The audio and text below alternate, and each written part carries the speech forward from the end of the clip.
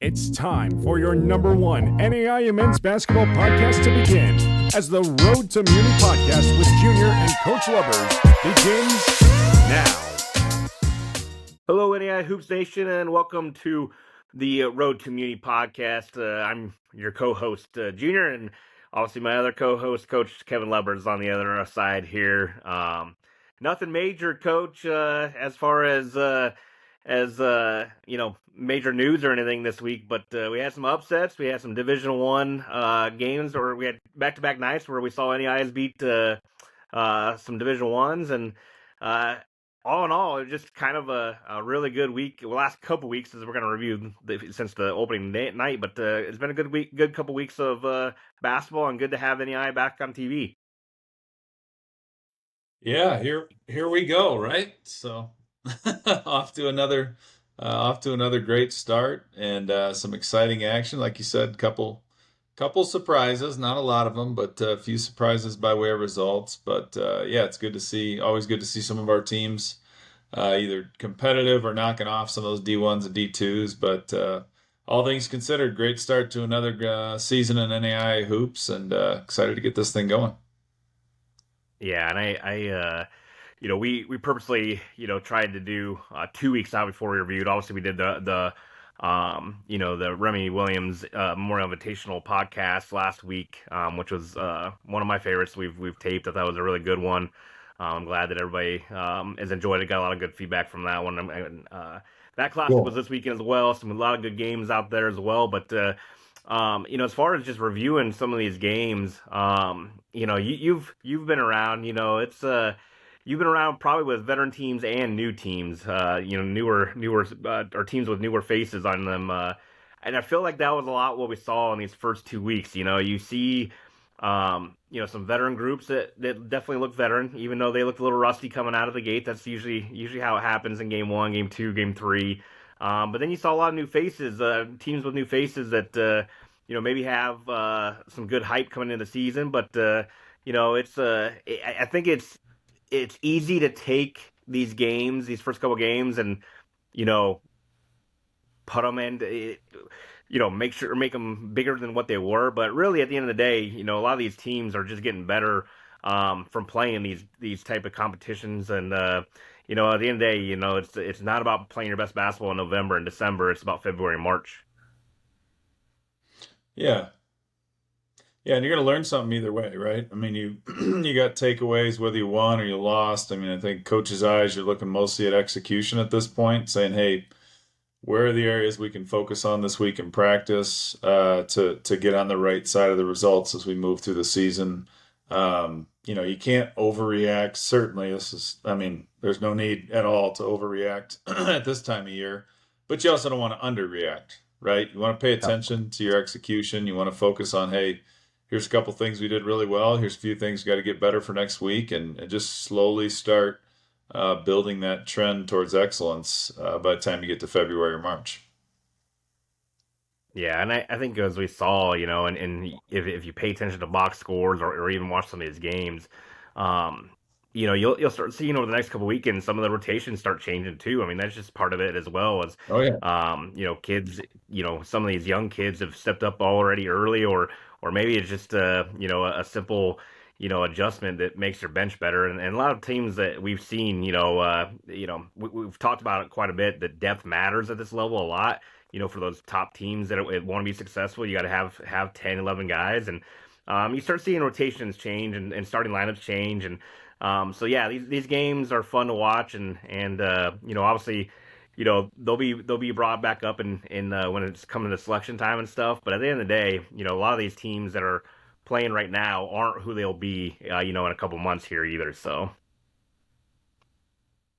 No, not at all. I mean, there's, like you said, everybody's a work in progress at this point, right? It's just some got surprised. There were a couple surprises, I think, and we'll probably start talking about those here now. But a couple surprises over the weekend, but not a lot of scratch hoops too, right? I mean, stuff you thought was going to happen that happened, and but a few people probably sitting there reorienting a little bit to, who are we? What are we going to be? And what kind of tweaks and changes? Like I said, sometimes it's lineup. Sometimes there's guys that were out with injury.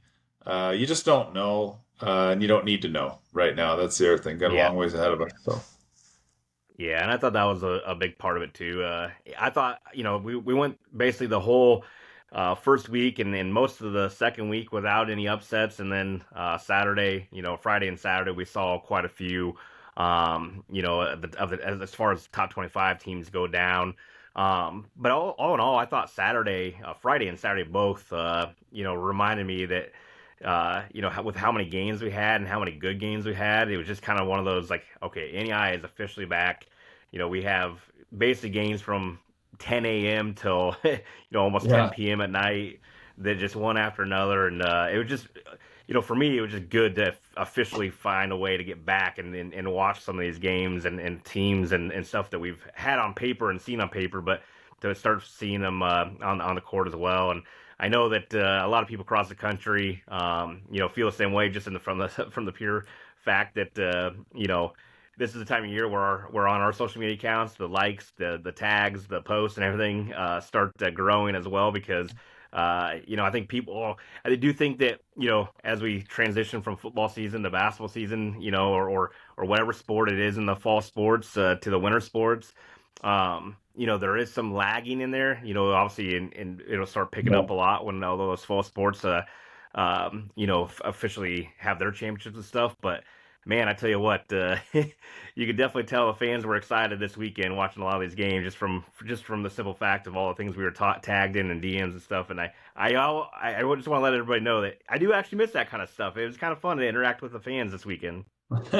Okay, good. I wouldn't know, Junior, but I'm glad you're I know I'm you. glad you're enjoying it. So I get plenty of texts from coaches that I know and some former players and stuff like that that maybe are still playing, and that's kind of how I stay connected. But it's an awesome platform for people to interact with, and just I know you say this often, but we love hearing from people out there, and even if you got questions, things you want us to talk about on the show, or teams you want us to highlight and look at, feel free to reach out. I know we're trying to be as responsive as possible to that, and Junior does an awesome job communicating with everybody. But yeah, it's good to see the momentum, and year two on YouTube, right? On the YouTube Yep. channel here, year two getting that going, which is fun, and we'll keep mixing that up a little bit. But yeah, awesome to see the balls bouncing and the seats filling up, and teams getting after it. Yeah, and I will throw one more tidbit in there just off of that, and that's the fact that we did our first live this week. Coach Teichman and joined me and did our live, and had over 1,000 people 1 point live with us. We've had nearly 2,500 or 3,000 views since then. So again, that's another part where you can type in the chat if you have questions during our live feeds, and we'd love to hear from you there in that part as well. So, but no, a Yeah, lot of fun to do that. A lot of fun to roll that one out, and Coach Wright joined us, and Coach Neville joined us from Langston right before their big weekend, which is another big classic that we can kind of jump into if you want to. Is the Abe Lemons down in Oklahoma City? Another, I thought, a great tournament. They do such a good job of running that one. They brought it back to the Abe Lemons, which is a historical event anyway, but just good basketball all around. Something you expect when you have three top 10 teams in the field there. yeah. No, that was great to see, and a lot of good stuff, right? I mean, it's good to get those early action as well, right? I mean, right out of the gate, that Langston game right out of the gate showed us pretty quickly, right? It's going to be a good year. But yeah, that's an awesome classic they have, and just some great competition, and the way that's run is really excellent. So Yeah, featured a top 10 matchup that you were also talking about a little bit there with Langston and Masters. Two teams that are no strangers to Kansas City, and featuring two or three of the better players in the country, in that one as well. I know Caleb Lowry ended up fouling out in that one, but yeah, certainly he'll be in the mix at Masters. He'll be in the mix for National Player of the Year. But Langston gets after defensively. It's something we've seen year in and year out here, and they I'm sure they'll get better defensively as the year goes on. But man, they look like they were at least maybe not in mid-season form, but early mid-season form in this first couple games here, and just so long, so athletic, and they play hard defensively, and that's going to win them a lot of games. Obviously, that's why they're number one in the country as well. yeah, hungry group, right? I mean, that Langston team is hungry. You can tell. I mean, they're ready to go. They want it. I think they have the long-term vision this year, and I'm sure they're really refining stuff this week, and nobody's satisfied. I guarantee it. There, Masters, another team. We talked about them last year quite a bit, in particular as the year wore on. Right? I mean, a team that I really thought was made a lot of progress throughout the year and kind of got in the mix. And now I think you're going to see the fruits of that labor moving into this season. It's a really, really good team and high ceiling for them as well this season. So they'll be a contender in Kansas City, I'd imagine. Yeah, and I will mention the Oklahoma City team that hosted it as well. Second straight year for them to knock off a top 25 opponent on their home court as well. But this is a team that we talked about quite a bit at the end of the year last year. We talked about them in the preview show. A team that I believe won 5 of 7 or 5 of 6 to end the year last year, and had a good core coming back, and just a great group of talent, but also, this is a team that it looks like they've carried some of that momentum from last year into this year, and they got to keep it going, obviously, but certainly a good start to the year for a team that we were looking forward to seeing a little bit this year, just from their finish of last season. Yeah, yeah, no, and it's good when you get a home win, right? Especially when you get. It doesn't really matter. Those rankings obviously are a little bit of scratch guesswork, but hey, top 25 wins, a top 25 win. They got one, and they're off and rolling. So it was good to see. Yeah, and Avery Jackson for them, he's a kid that had a tremendous year last year too. Continues to move up the ranks at Oklahoma City. For their all-time scoring list. For those that don't know, Oklahoma City is one of the most traditional, or has one of the best traditions in the NAIA. I mean, they've had the most national champions with 6 national championships. Yeah. And so it's cool to see them be successful again, but also when I talk about Avery Jackson climbing a list into the top 15 here on the scores list, just know there's a lot of good players on that list, and it's cool to see Avery Jackson continue to move up. I believe he's 13th now, but a really good player who had a really good big weekend for them as well. Yep. Yeah, for sure. He's really, really talented, no doubt. Be fun to see some of those, It'll also be fun this year to see some new faces come onto the scene, right? Some kids we don't know about, and maybe we're sitting under the radar a little bit for a couple years, or transfers, whatever it might be. There's going to be so much to talk about as we get moving and start figuring out who's who and what's what on particular teams. Yeah, and that's no doubt too. We have roughly about 30 undefeated teams left. It's we still have a couple teams that haven't played. We have other teams that have played 4 and 5 games already, but just kind of the way the makeup of the NAIA season goes that we've talked about. I still think it's probably too early to even talk about standings and overall standings, but shout out to everybody that's undefeated still. I know that that's still, no matter who you played or even some of those back-to-backs on Fridays, Saturdays, I know are good tests for a lot of coaches out there. And ultimately, I think there's certainly some teams that we've seen that have played some really good basketball.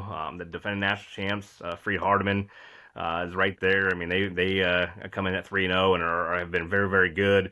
We got teams, Arizona Christian, who is a top 10 team. I think that they've had a really good week, and we'll talk about them a little bit coming up. As they travel up to Montana this weekend, but a Life Georgia team who was a team that was picked to win the Southern States Athletic Conference this year. I thought they looked really good, and even some of these other teams that across Ava, a team that we've talked about a lot last year. They're back to shooting the ball, and they are back to making shots, and obviously very, very tough to guard. I think they hit the 100-point margin, I think, twice already. But just a fun group to watch as well. And like you said about players, it's we've talked about a lot of teams that we've seen already, but there's some other teams out there that have started to say, hey, maybe we need to be in the mix too. It's still really early, but it's cool to see some of these teams get some big wins early, and then you start tracking them the rest of the year. Yeah, and you got some some coaches that picked up their first wins, new programs, right? Some of that coaching turnover. I know Sun Conference in particular has had quite a bit of turnover, right? So it'd be an interesting conference to watch. And so have some other ones, but some new coaches in the CCAC. Roosevelt's out of there now, so just some of those dynamics too will be interesting to watch them unfold. Speaking of shooting the ball, I got to give a shout out to Southeastern. I think they banged in 27 threes on Friday night in Coach's first Yep. game down there. So hats off to them. But I got a little cold the next night. But my goodness, that's fun. You're seeing it more and more, right? I mean, that's such an element of the game, and if you don't have it, you're going to struggle to win. So it's Yeah. pretty fun to see games like that too. I always think that's amazing when you think about 27 threes in a game or whatever it is. So Yeah, unbelievable there, and yeah, just you said some coaches getting their first win, but some programs getting their first win as yeah, well, as we've had several of the uh, new to the NEI. Some of them are new programs in general. Just started their programs up this year. But other ones have come from different levels, and it's just always right. cool to see some of the new stuff and new coaches and even the new programs turn around and get a win. And big shout out to Montreat as well. I know, this is a team that, for everybody that followed us in the magazine and everything like that, they were hit hard by Hurricane Helene, and uh, weren't even on campus until basically the day of their first game, as far as for classes go, and they've been practicing at different spots. I know they've there's a lot of stuff that goes a part of that, but able to come out and win their first few games too, and just can't even imagine the toll on those kids and coaches and staff and everything that they went through to be able to put that beside and play some basketball and get some wins is pretty impressive. Yeah, that is great. And sometimes things like that are almost work as motivators, right? And crystallizers of giving your team a purpose and a focus, and everything's elevated for them, and the stakes are elevated, and I'm sure they're playing with a lot of gratitude and humility as they move through the season. So sometimes those things can also work to your advantage. I mean, it's terrible, obviously, clearly what happened, but as a team, it's one way to start the restoration process, right? Is to really Yeah, get away from it and play some hoops and escape to that. Even though it's a clunky escape, right? Having to bounce all over to yeah. different gyms and stuff, that's no fun. But yeah, hats off to them, and what an awesome start for them. That's really good to see.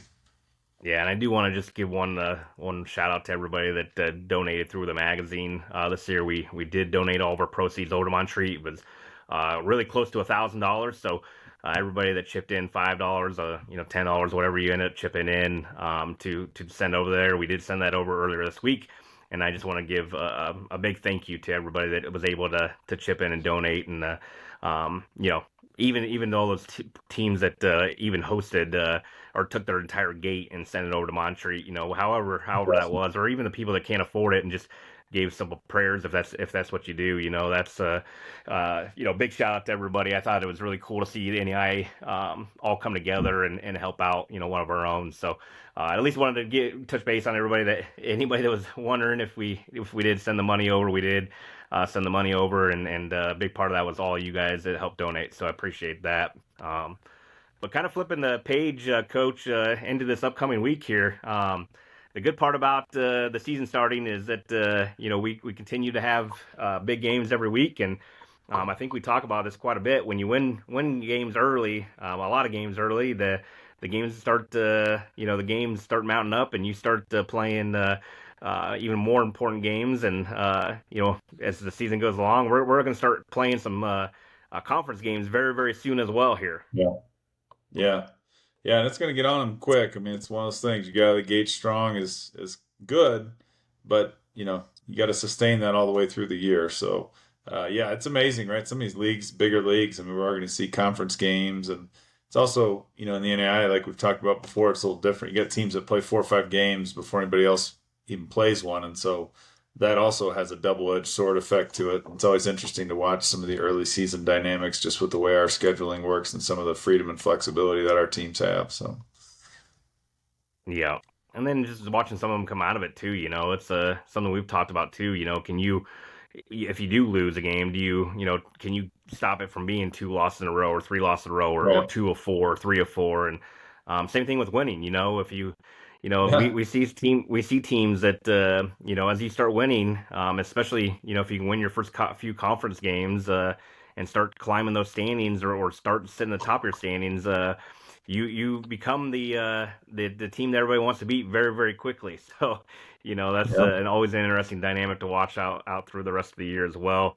Coming into this week, I think that, I just talked about, winning, when you start winning games, you start playing even more important games. And I think that, that's going to be true this week as the two undefeated teams are going to go against each other with Oklahoma City and Bethel, Kansas. Bethel's got a couple early good wins as well.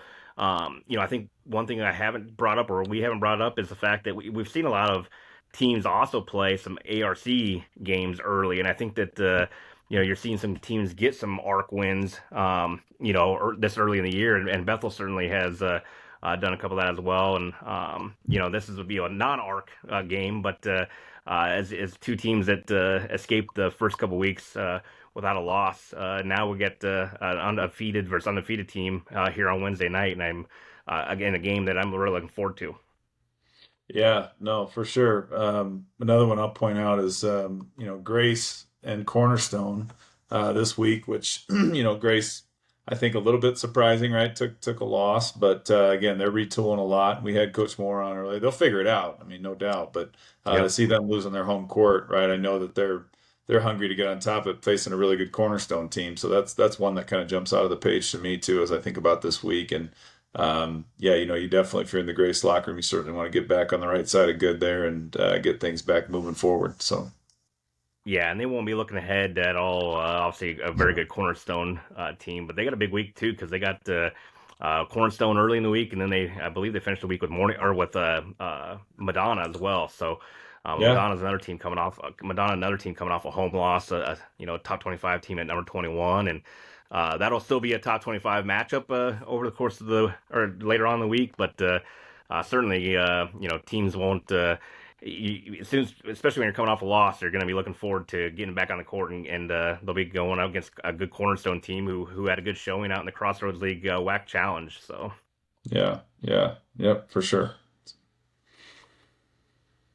and then just kind of turning the page into, this weekend too. More classics all across the board. I know that you'll probably get tired of us saying that. Almost every weekend is going to be several classics built up, but we're also going to get to the point where on Friday, um, and we're gonna have some early games coming up this week, and I know I skipped over Shreveport University. Nelson's formerly SAGU for those teams that or if anybody's familiar with SAGU, but that'll be a good one this week as well. But even turning into a Friday and Saturday games, quite a few more classics with teams traveling.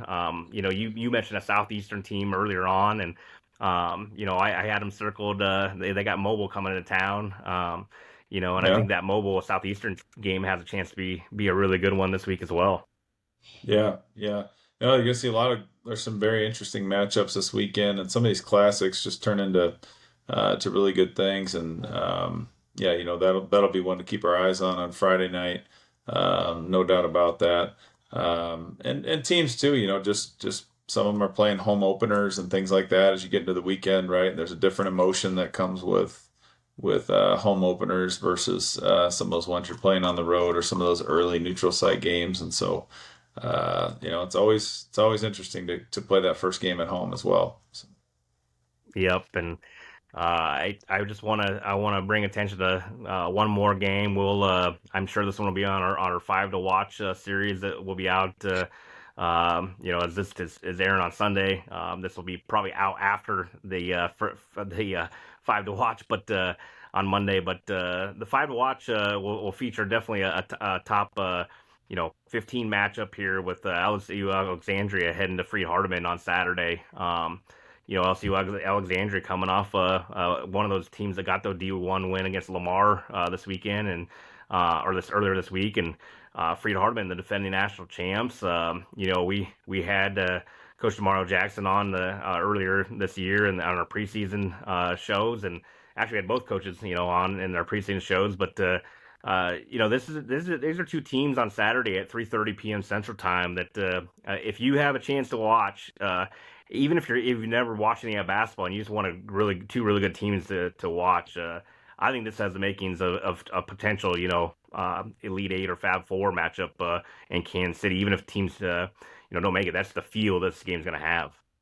Yeah, yeah, no, these early season ones are awesome. I love the ones where we got teams that we know have a shot to get down the road and potentially make it or be in the mix. And these are ones that we'll come back to as we're talking near the end of the year and coming down the home stretch. Thinking about and those are the kind of matchups, right, that can dictate seeding a little bit as well. Those Yeah. head-to-head matchups can certainly dictate that also. So those games are really important this time of year. They're not deal breakers, right? You don't get in the tournament by winning it, and you don't get out of the tournament by losing it. But it is a really good test for you. Coach from Park on the other day we had on the Remy Williams show. I loved his expression. He said, "We're not looking for a false identity early in the season, Yeah. right?" Some of the scores we see is like, well, congratulations, you scheduled very well, and you found your way into a 50-point win. And you don't really know much about yourself at that point, right? So, you put yourself in spots like that, you don't end up with a false identity. You get a good sense of who you are and what you're all about, and at least some really refined things you can work on. Yeah, it's well said too, and yeah, like you said, it's not going to make or break your season, but you're going to be challenged, and you're going to know a lot more about yourself afterwards. And I think some of these teams that are scheduling these big time matchups are going to, obviously the RPI, helps out your RPI quite a bit, and Yeah, I don't know if we talked about it before, but the top 25 this year does not have any impact on your seeding. So, it's going to be yeah, coming down your RPI, your ARC ratings, your, strength of schedule, stuff like that. So, top 25 is always fun. It's good to talk about, but at the end of the day, it's going to have zero impact this year on the seeding, or even on you making the tournament. So, I'm very interested yeah. to see how it's going to shake out for the first year like that. But also, I think it's cool to see these teams challenge each other, challenge themselves early on in the year. Yeah, yeah, and I mean, the top 25 is such a subjective measure that I think it's, frankly, probably not supposed to pick a side on that, but I'm going to pick a side and say I like that it's out of the equation. I think it's a little bit more of a true measure to use some calculated metrics and objectivity, as much subjectivity as you can take out of it. There's always going to be some, right? There has to be a little bit of the eyeball test and some subjectivity to it, but the cleaner we can get it, and the more I feel like every year in this format, they've just gotten better and better and gotten it closer to right every year. And I think that's another positive step towards that is getting rid Yeah. of a very subjective measure in that top 25. Yeah, no, I agree with that as well, and yeah, it's as we enter week three here, it's a lot more.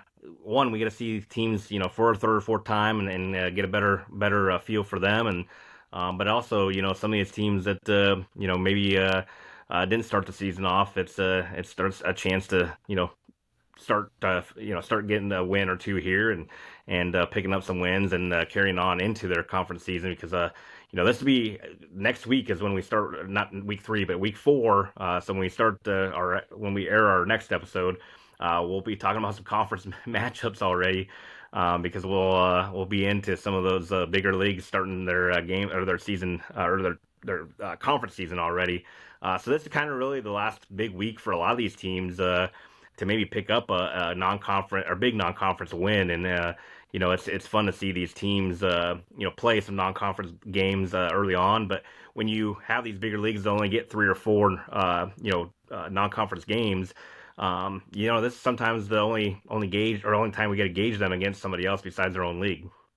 Yeah, yeah, no, that's true. And another matchup that jumped out to me, just wanted to mention as well, is that Ave Maria Mobile matchup. Yep. Mobile's got two good matchups there coming. So that's you mentioned that a little bit, but double down there. It's good. But anytime you get these conference crossovers, and I remember from a coach's side in the scheduling, right? We used to play in the CCAC's really big league, and you got to find like 4 games. It's not that big a deal, but you got to pick those wisely. And then I've been in smaller leagues where, man, it could be hard to fill a schedule. So in particular, if you have some success, it becomes very difficult to navigate a really good schedule. But again, with the RPI and the metrics and all that stuff, I think you're seeing more and more teams be willing to take a shot and not be afraid to take some lumps if that's what happens, because they know in the end of the day, if they're playing good teams, it's only going to benefit both of them. So there's a lot more Yeah. motivation Yep. for people to play each other, right? So Yep. Yeah, and it's one of those where one or two losses early in the year don't hurt you as much anymore, especially if they're the right one or two losses. You obviously don't want to lose to a non-member or somebody like that. As yeah, those Division Ones call them, the quote unquote bye games. Will hurt you a lot yeah, more than what losing to. It doesn't even have to be a top 25 team, but even somebody that's an NAIA opponent that's a tournament tape team. So, yeah, something engaged throughout the week. I know. Uh, no coaches on with this episode. We wanted to more just touch base and a lot of good action this week, and just good to have basketball back. As I said, it's a lot of fun to watch these games, and I know that just even talking to Coach Wright and Coach Neville on the live show, you know getting back-to-back scouts for some of these coaches, just watching these teams having to play Friday, Saturday, and how they adjust and how they, how what do they do to on a short scout, and it's just fun time of year. It's a very knowledgeable time of year because you learn something almost every day about a team, and that can shift in a hurry too. But it's just good to have basketball back, and not just basketball, but really good basketball back because we've seen a lot of good basketball being played already, and it's only going to continue and only get better as the season goes along. yeah. No, I totally agree. It's going to be a really fun year, and keep some of those live shows going, right? Those are going to be a fun ingredient. We'll keep mixing in some different things as we move through the year towards Kansas City, which will be on us before you know it. So, Yeah, it definitely will be, and for everybody that's out there, if you are listening to this, make sure you follow all our social channels. We'll have stuff going on throughout the week as well. Also on the website, we're gonna start cranking some stuff up this week on some conference or weekly review stuff, and doing some different stuff there. And then obviously, if you're not out there, we're doing a lot more on our Instagram channel and our TikTok as well. We're still not good okay. on the Insta.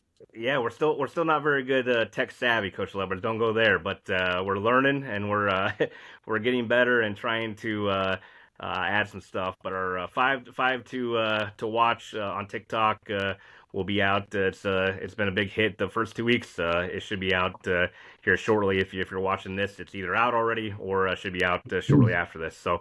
For everybody out there, we appreciate you tuning in. Until next week, this is Junior and Coach Lubbers signing off.